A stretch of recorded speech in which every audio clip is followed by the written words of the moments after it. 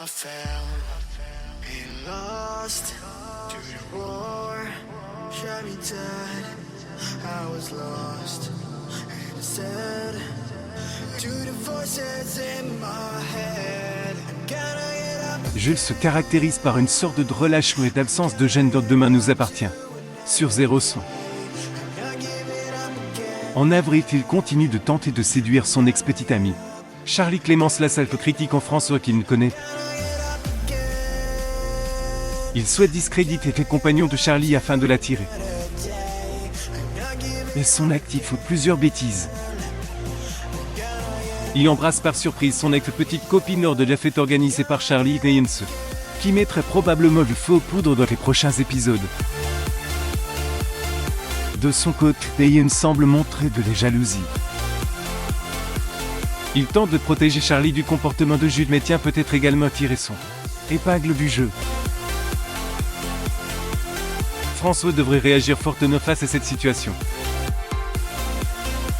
Ligne avril 2000, Jules serait peut-être accepter cette défaite après ses cavales.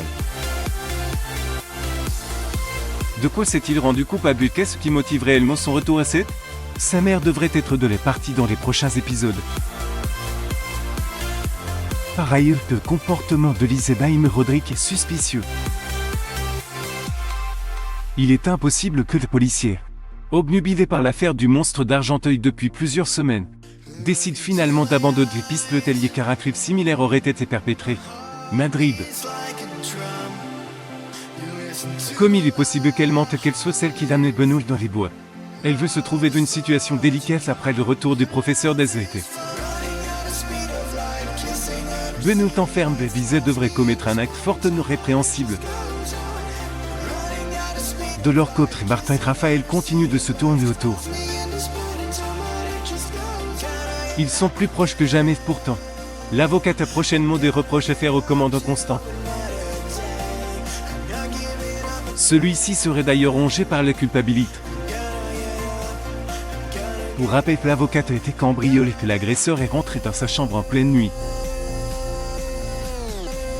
Elle cependant échappe mort. En parallèle, Maud Baek a bien du mal à cacher la situation désastreuse avec Karim. Il décide de se séparer de bon terme lors d'adieux émouvants. Ce vendredi 31 mars 2023. Demain nous appartient réunit 2,72 millions de Français entre 19h13 et 19h48, soit 6,5% de part de marché sur les 4 ans qui plus. Sur une semaine, le feuilleton enregistre une hausse d'1,4 point d'audience. 19,7% des femmes responsables des achats étaient branchées de votre série de TF1.